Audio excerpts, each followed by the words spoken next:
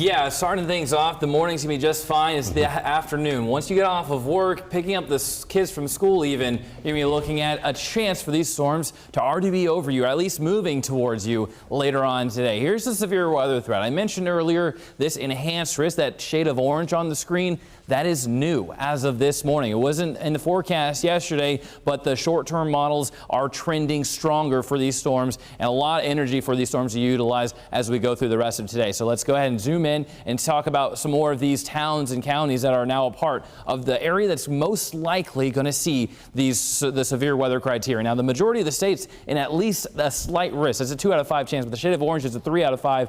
And so as we go a little bit further south, I-35, of course, the metros in it, Ames, Carroll, even off to the west, Atlantic, even Harlan, where we just had that very strong EF3 tornado track very close by. Further west, I-35, west of I-35, western portion of the state, even going into Clarinda, Red Oak, Creston, Lamoni, going to be looking at a better chance for those severe weather storms to be moving into later on this afternoon and evening. So talking about the exact timing here, we're going hour by hour. First off, 11 o'clock for the northwestern portion of the state, and by noon, going to see some activity, but not going to have a great chance for severe weather as of just yet. 4 o'clock going to 5 o'clock. This is whenever we're dealing with more of those stronger storms developing. So, and this is right around that when you're off of work. So you're either going to want to leave early, maybe even stay late, and try to park your car in somewhere that's going to have a little bit more shelter. As we go to 6 o'clock, not in the metro yet, but we're going to see these lines of storms really develop. And when you have that line with this type of intensity,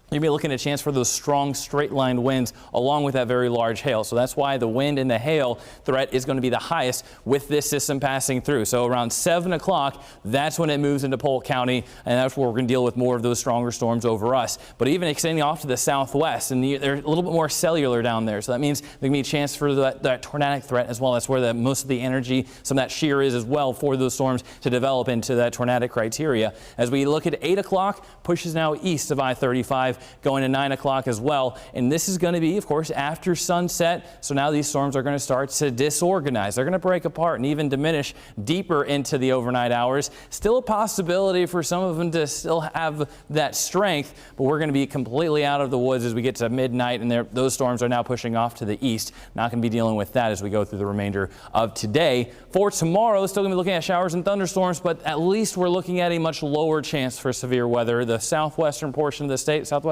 quadrant, you're going to be looking at that 1 out of 5 chance. Still a possibility, can't be ruled out, but it's not going to be anywhere close to what we're looking at today. It's a calm morning, but the afternoon severe weather threat is going to be present yet again. We are weather alert today, and then as we go into Wednesday and Thursday, still going to look at the rain chances and the storm chances, but we're not quite a good odds as far as that severe weather. And then for Friday, we catch a break. It's going to be a beautiful way to end the week. Highs near 70 degrees and sunny, and then more rain chances as we start the weekend.